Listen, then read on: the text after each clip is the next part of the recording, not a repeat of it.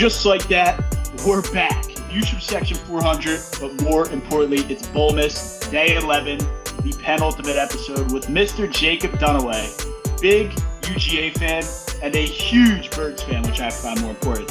But it is Bowlmas, it's UGA specific. We'll get into all the action of this game upcoming right after word from SeatGeek right here. The weather may be getting cold late in the year, but the sports action is heating up. With the final stretch of the football season upon us and basketball season now here, the only place to go for the best tickets for each game is SeatGeek. SeatGeek is the official sponsor of the Views from Section 400 podcast, and whether you're looking to sit courtside of the Sixers game, find a last-minute deal up in Section 400 for the Iron Bowl, or looking to just cheer on your alma mater in a preseason basketball tournament, SeatGeek's one-of-a-kind system helps you find the best deal for the best seats in the house. Use code VIEWSFROM400 at checkout for $20 off your first purchase. Again, that's code VIEWSFROM400 at checkout for $20 off your first purchase. SeatGeek, your best night ever is waiting. Well, Jacob, thank you for joining us. I haven't seen you in a while, but I've heard from you, mostly after the Phillies beat the Mets. I didn't hear from you after Francisco Lindor ended your Philly season. So before we get into any Georgia talk, any of that other talk, I'm just taking this moment to say, the New York Mets finally got one on you. Oh, man.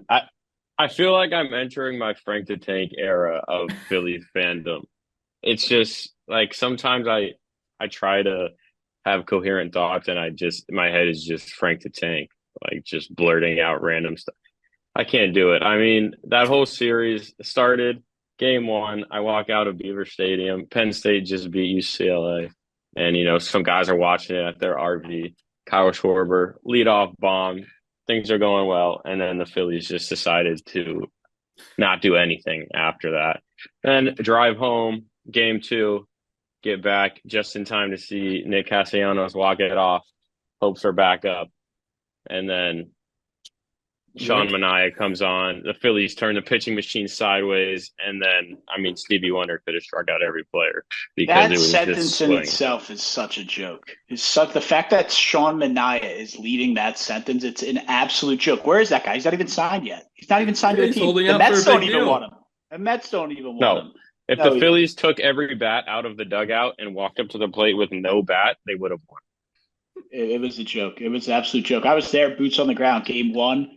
Absolute joke. They can't give Wheeler any help. Jeff Hoffman specifically, I think that's half the reason why he isn't even signed on a team right now because of the blow up he had. But look, I already did this with Brian back and forth. I couldn't even get on the show after the thing. So I forgot you hosted the show. If you want to have it back and forth with Brian, I heard from him. That's all I had to say with that because that was a joke of a series. That shouldn't have even counted. That was an absolute joke. No, yeah, I definitely heard from Brian after that one. But, something, I went to bed that night and I woke up in the middle of the night and I just sat there and thought, I'm really upset right now. But thanks to the New York Giants, the Philadelphia football Eagles have Saquon Rasul Cuevas Barkley. And suddenly baseball season seems very far away. Yeah, I should have seen that one coming. I agree 100%. I couldn't agree more. If he breaks, got to sting more because the Mets didn't even win at all. No, never had a chance. No, never had a chance, my ass. They didn't. It was a rebuild season, Brian. It was a transition season, dude. Transition season. They never had a shot. They still Jacob, put up don't the even best let fight. Brian get into your fucking wishy-washy bullshit. No. Never had a chance. We're not doing this. Juan again. Soto doesn't matter. It doesn't. Dude, the Mets are the Mets. Brian will try and until throw they're his not the Mets. ownership. He'll try and throw his ownership philosophy at you. The Mets, the orange, the white, the blue. I don't care if it's fucking Jesus Christ himself running that team. Doesn't matter. The Mets are the Mets. Same as the Jets. Can't wait till I get my Jets Grimace bobblehead. And I could just bring out my Grimace bobblehead every time you talk shit on the Mets. Oh, well. I can't wait for the day that the Jets finally stop jetting and the Mets finally stop netting.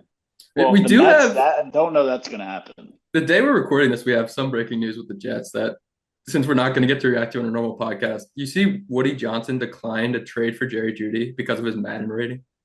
Yes. Is that true? I don't know. I heard a lot of It can't, leaks there's no that way. his kids are running the team, so maybe his kids made decisions. What does Johnson even know what Madden is? Apparently. There's just no way. That can't be real. I don't think it's real, and if it is, it's his kids. Not. I don't think Woody Johnson's going on and looking at Madden ratings and then making a football decision from there. Is he? I don't know. Maybe he is. Maybe he isn't. It just does not seem real. But yeah, that's all I need to talk about on there before my blood pressure goes up. Okay, fine. We'll get back to what we're here for, and that's UGA football. Jacob, how confident Yes, are you sir. feeling heading into this college football playoff? I'm at the point with Georgia that I'm kind of at with the Eagles as well. I never think they're going to lose until they actually do. Like, I just don't believe it's ever going to happen, and then they lose, and I'm like, oh, well, shit. But no, I mean, put them up against any team, I'm going to pick them. Like Kirby Smart is what 55 in a row against teams that aren't Alabama or Ole Miss. 55 in a row, 40 in a row at home. I mean, you can't bet against the guy. It's pretty unbelievable, and it hurts too because it just Auburn has been close last couple. They weren't close this year, but Yeah, I forgot that game even happened. I mean, it was never close. But that's how most of their games have gone the past 4 years. You go back and look at their schedules, it's blowout after blowout, one close game against a mid team here and there, and then back to blowouts. yeah, Yeah, I forget what it was. We were talking about like Brian. I don't think it was so much Jack, but Brian for sure was saying something about how are we predicting this or that before the season. And Brian and Jack in the group chat every time they get a transfer, we're so bad, this, that, and the third. And it's like, dude, what? Like Half of the you go transfers are from from you can't Georgia. do it. Yeah, it's a joke. So look, Auburn can fall under that pedestal of Auburn Jackson will always Arnold. Auburn. Jackson Arnold. I was See, gonna here we say go. War Eagle. Facts. Like, just wait for the next one. Just cycling through. It's working well. Anything's got to be and better than Peyton. who was Thorne. he? Who was he on last year? Not to go on an Auburn rabbit hole. Oklahoma. That's right. That's why I was like, why are they so fired up with this guy when didn't Oklahoma lose like 5 games last year? Yeah, but he was like hurt / benched for a couple. They- Here we go. they had Here some come the big wins. excuses. He wasn't They had some playing. big wins. He beat Alabama. We know what happened to them this year. Yeah, they beat Alabama. They're going to lose to Navy in the bowl game, though. I'll put that one out there. Roll Oh, Goats. Oklahoma's not that good, or they weren't this good this year. And I know Brian and Jack will take that as hate, which is fine. It wasn't Totally their best fine. year. I mean, when we're gonna compare this year for them to like some of the other years that they've had with Right. the Bakers and the Kylers, like Right. this If like year you did guys not had, compare. if you had that talent coming over to Auburn, I'd be like, all right, they got some cooking. I'm not scared of Jackson Knight. Arnold. No. Just wait a couple But- years for Deuce Knight. All right, we'll see. Brian, let's keep going here. Okay. We can get into the preview of the hypothetical game here. It's going to be Georgia versus either Notre Dame or Indiana. Jacob, I don't know if you watched our Indiana episode, but Mr. Zach Myers, who writes for us, is very excited about his Hoosiers, as he calls them. Yeah, they're a wild card to me. We still don't know a lot about them. I mean, I guess Signetti's a good coach. He brought over like double-digit players from JMU, which is crazy because when you look at, although JMU has competed well the past few years, but I mean, they beat every team they played, and then I guess they went into the shoe and looked like a middle school team. So, I mean, you don't know what to expect with them. No, you don't. And Yeah, I don't think they're all that good. That was what I said. You both Yeah, don't I think mean- they're all that good. I mean, I did think they were good though. I had them as like, okay, like they can make some noise, and then they played Ohio State and I'll say it again, the brakes beat off them. And how can I have that same energy, that same opinion on the team when they go and do that against a playoff team who we saw Ohio State wasn't that good? They were getting in fights against Michigan no, they're down. at their own house. So they lose that game. Who, Michigan or Indiana beat them by like a touchdown, if that. Like, it's just something weird in the water. I'm not trusting it.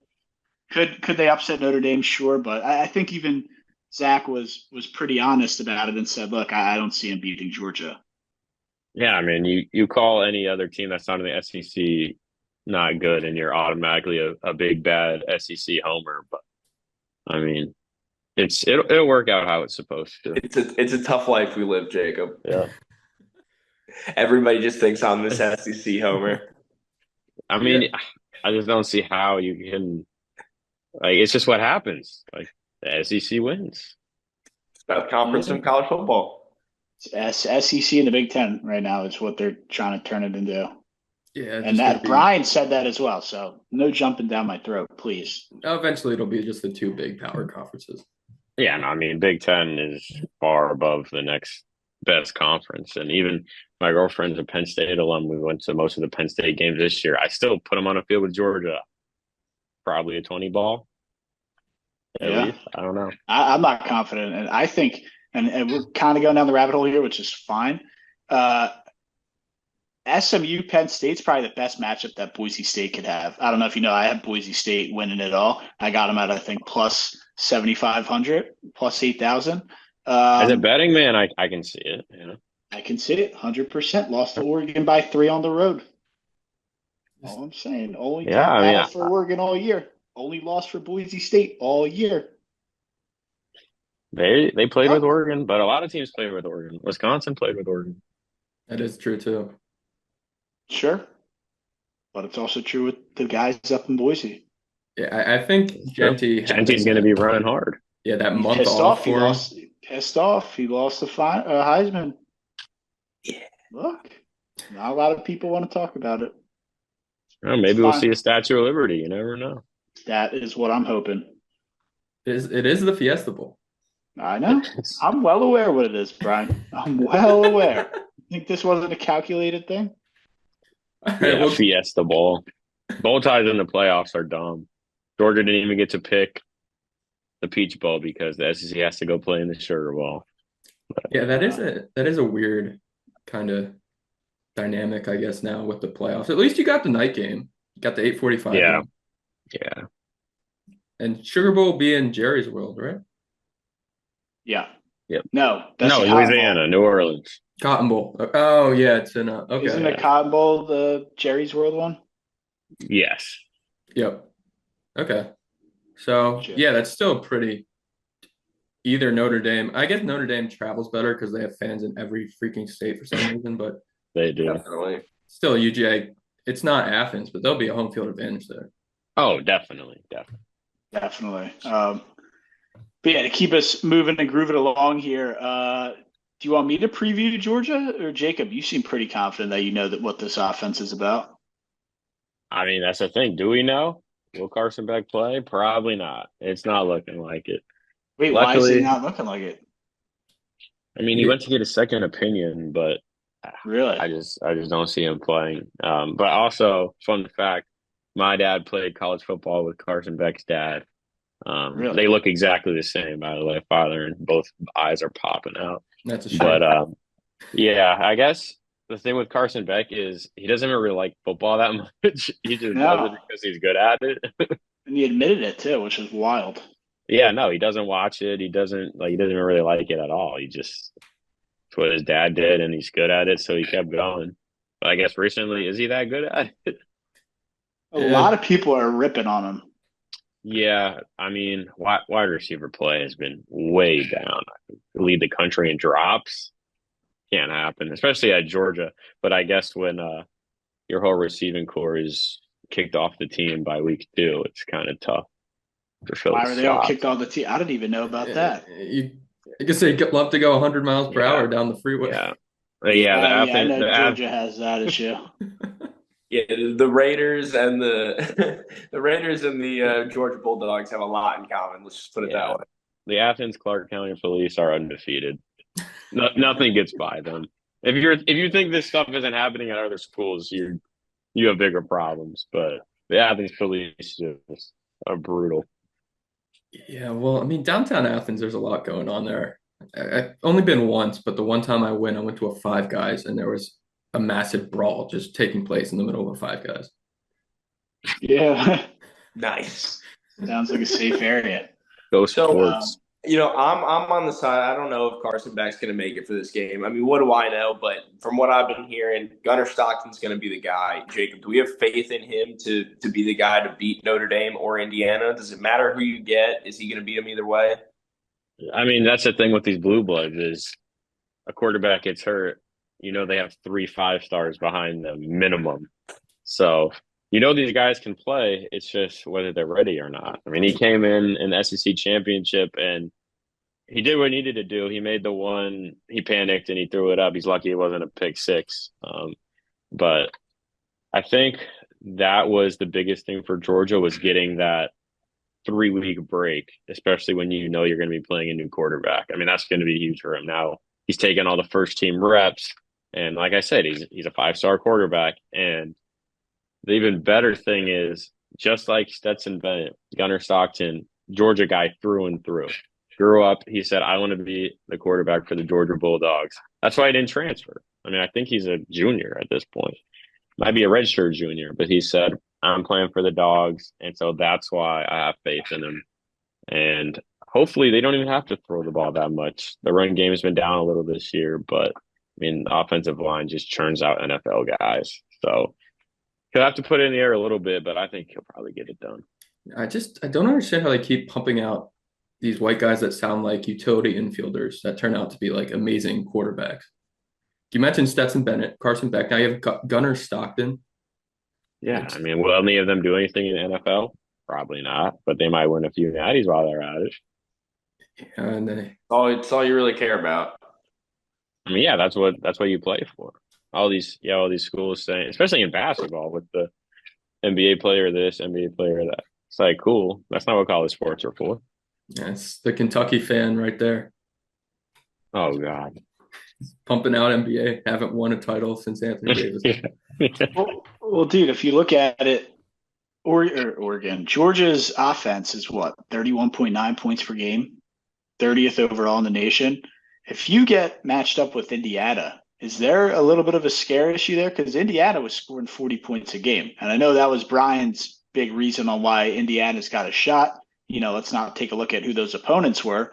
But that was what some of the people were looking at as why they might be able to hang around. I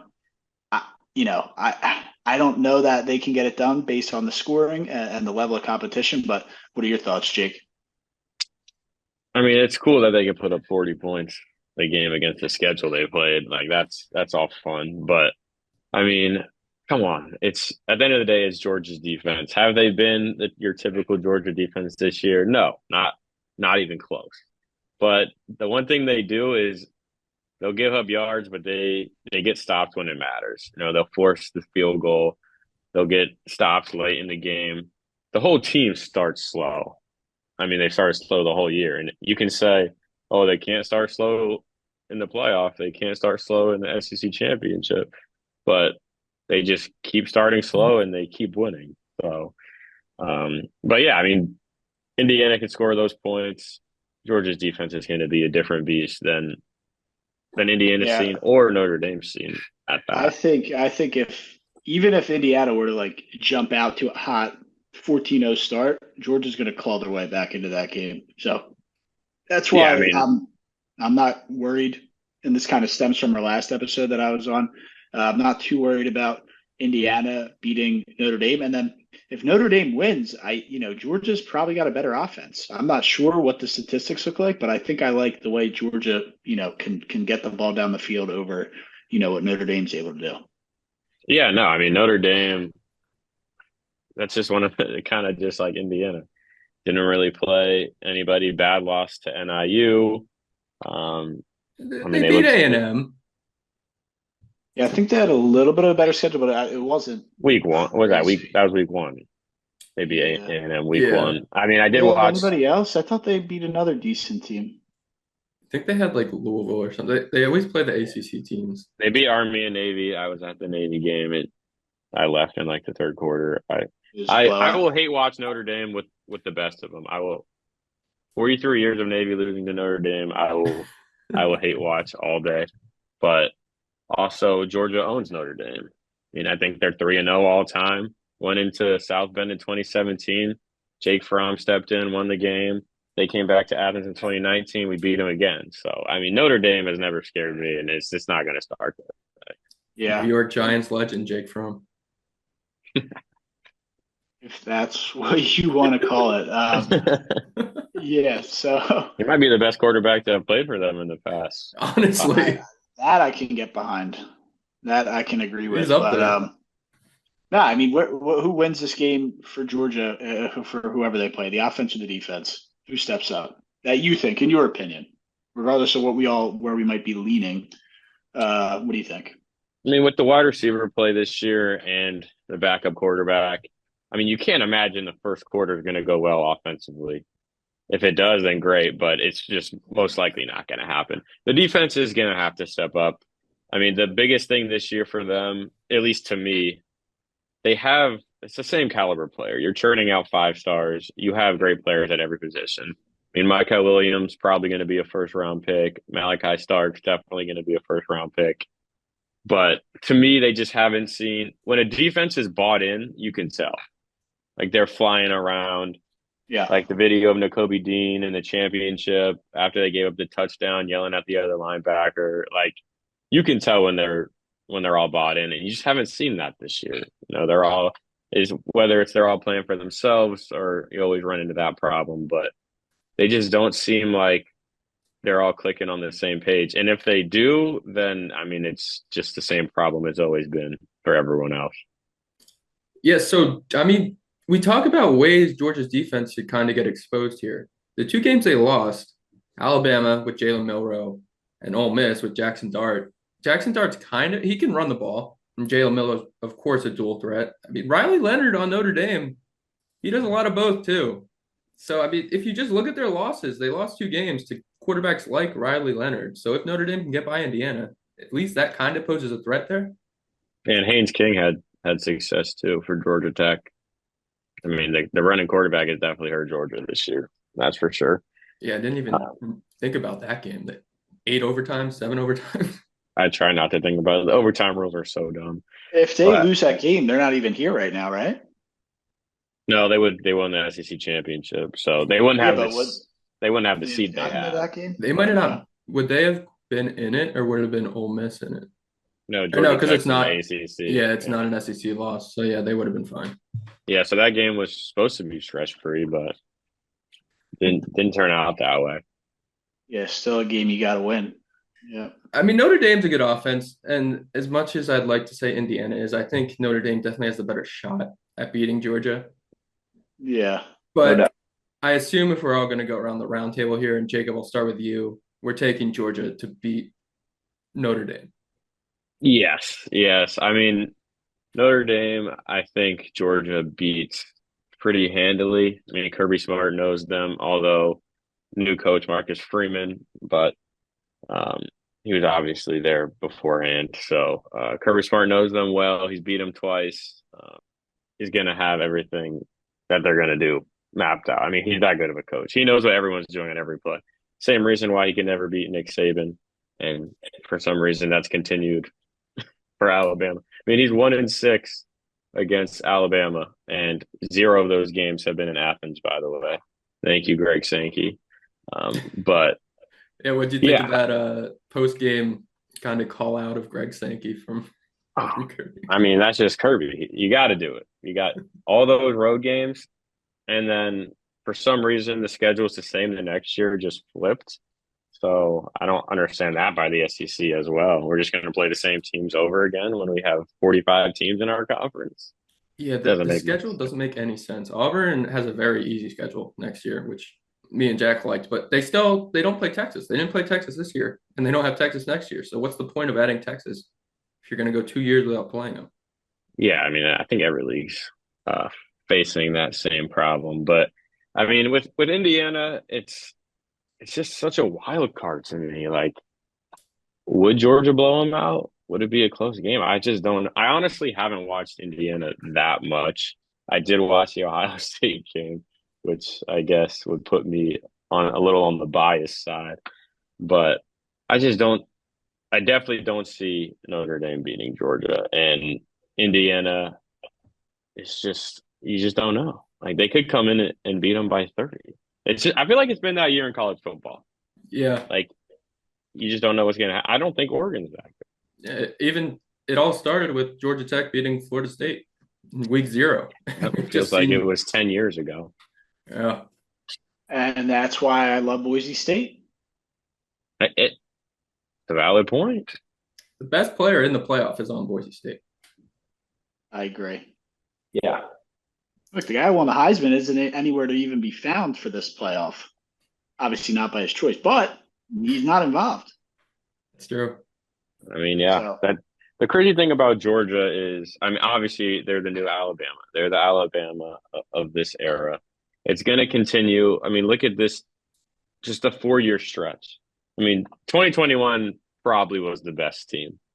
They dropped the game to Alabama in the SEC championship, but even the coaches, I mean, look at defensive coordinator Dan Lanning, offensive coordinator Todd Monken. Dan Lanning's now at Oregon. We see what they're doing.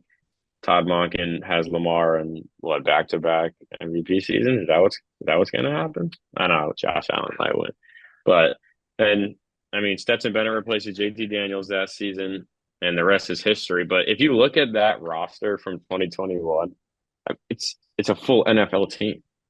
I mean, you have 5 NFL linemen: George Pickens, A.D. Mitchell, Ladd McConkey, Brock Bowers, Trayvon Walker, the Philadelphia Bulldogs, all of them.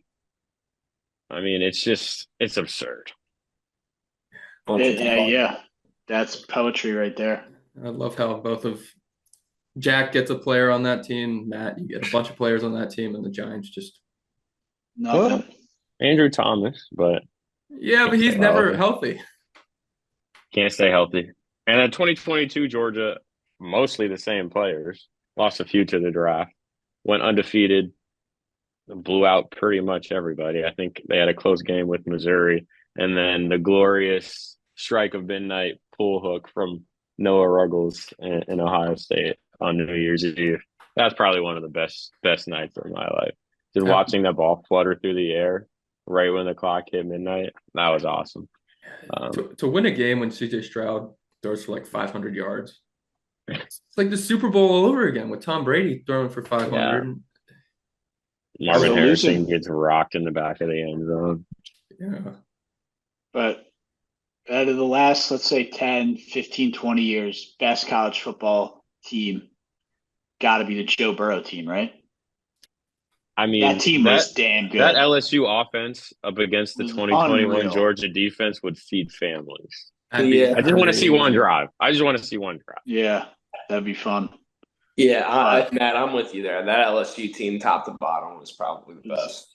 Unreal. I mean, Jefferson and Jamar Chase with Joe Burrow on a college team is like stupidly unfair. You had Clyde too, and I know his NFL career hasn't worked out, but it's pretty disgusting in college. Yeah. So that's what I'm saying. Like maybe put that team against one of these teams for Georgia, and now I still think the LSU team definitely wins, but I might have to. I mean, just trying to fathom unbelievable Jamar football. and Jay Jettas on the same team. It's stupid. It's unfair. That's why they didn't lose a game and blew everybody out. I mean, wasn't the national title game like 45-7? It wasn't very close. It wasn't close. I remember that. Yeah, I don't remember the final score, but I don't think it was particularly close, right? Yeah, No, and then the post game pictures just. Yeah, Burrow with the cigar. Yeah, it was unbelievable. But since we all kind of are assuming Georgia's going to beat whoever they come up against, how far do they go in this thing? Because, like you were kind of saying, Jacob, you don't know what's going to happen. You don't know where the standings or matchups are going to go. You think Georgia's winning it all? You have a different team in mind.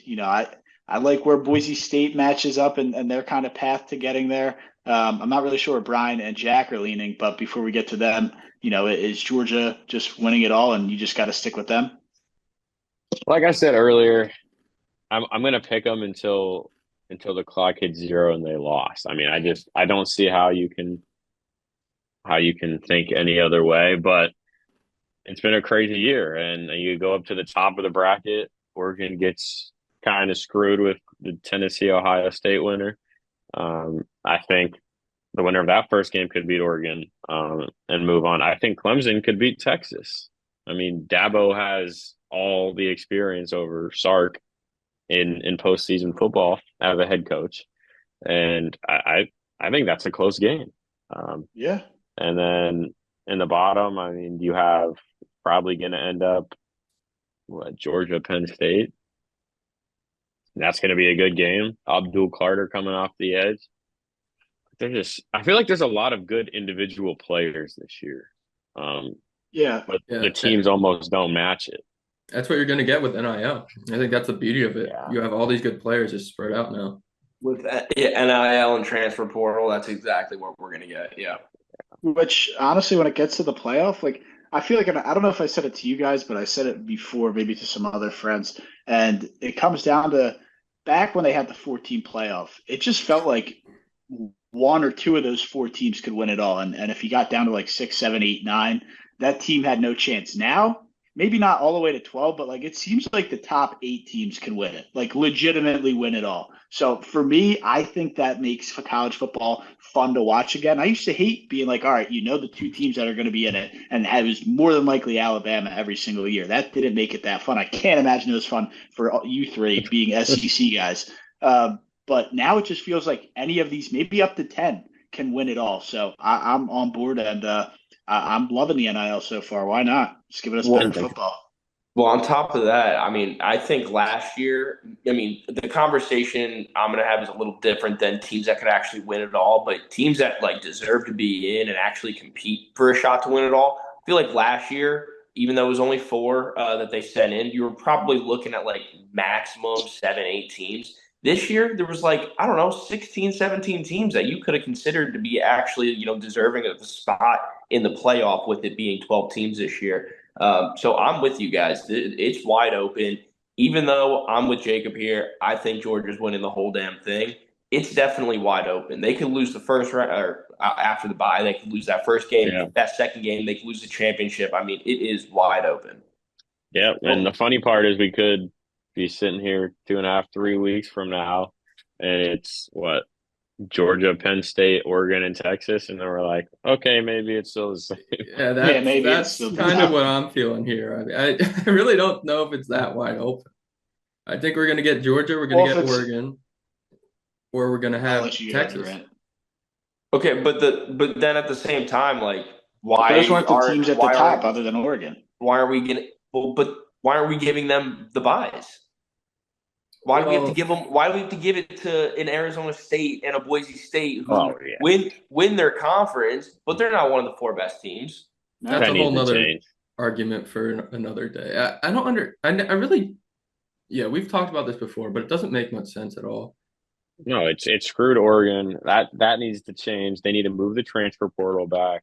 I mean, Penn State's backup quarterback who plays like 10 to 15 plays a game is leaving the team because he has to get in the portal now or he won't be able to find a squad. Like, what are we doing? No more Bo show, unfortunately. Well, I think if Drew Allar declared for the draft, then that guy would have been around to play this year. No. Yeah, no, he definitely would have stayed. But I mean, Drew said he was staying, so Bo said, "All right, see ya." And it just sucks that he can't even finish with his team. I mean, to me, I don't like the move. I think if a team wants you that bad, they'll wait for you to finish your playoff run. Yeah. But I guess that's not the case. So the only thing I would say there is with the playoff run is like, what if? And I have no faith in Penn State. I'm full blown on James Franklin frauding or screwing something up. But he's not helping the allegations. No. And what part of it could be is like, say another team wants him, but now this isn't a first week of January national championship. This is like almost February 1st national championship or third week into January. So it is pushed back a bit, which kind of forces these guys to make a decision quicker because football, if you've ever played, is really like a 12-year sport.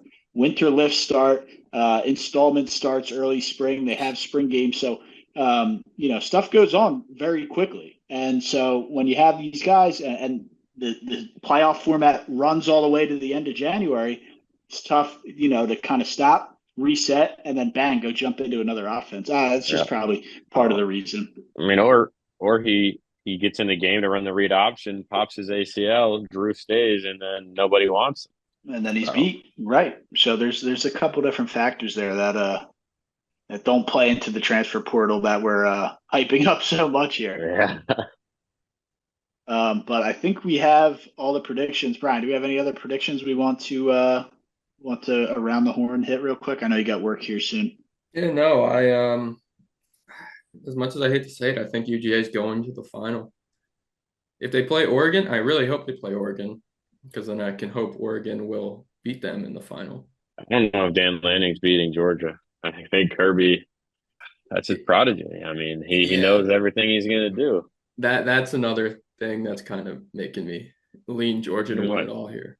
They opened 2 years ago against them and beat the brakes. I mean, 55-3 or something like that? Yeah, he's gotten to use a lot of the Phil Knight money since then, though. Yeah, the Phil Knight money. I guess you know what? I don't think I have given out Tennessee yet. I took them as a future in the beginning of the year, and we've gone through all these Bowlmas episodes, and I haven't said I'll take the Volunteers to win it all. So give me the Vols. They'll probably lose in the first week to Ohio State, but yeah, because speaking of James Franklin, Ryan today is another fraud. So I'm not sold on him either. Yeah, apparently Dan Lanning Tennessee's going to take over the shoe. They might. They might. A lot of orange in there. I mean, that's not a fun first-round matchup for Ohio State, and especially a guy who probably is on the hot seat, Ryan Day. Oh, they might get booed. There's a good chance they get booed. I mean, that is not a fun first game to have to play when people are calling for your head. He lost some big recruits too. Oh yeah, Tennessee clips both of them. They clip Ohio State and Oregon, and then three SEC teams. And then Brian's on his high horse. At that point, I think that no would, money that down would on the future scenario. Brian, put some money on it, dude. I have a $5 flip bet on it. Oh, okay. The old $5. The old $5 flip. It was good odds, like 5 to win 100. It was back whenever I wrote about him in like week 4.